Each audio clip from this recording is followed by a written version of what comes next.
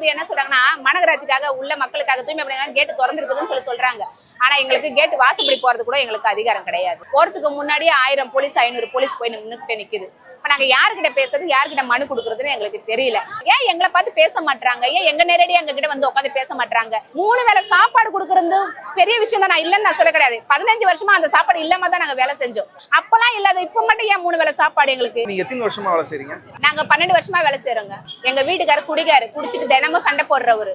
சாப்பாடுக்கு வழி கிடையாது. உங்க வீட்டுக்காரர் முறையான வேலைக்கெல்லாம் எதுவும் போலையா?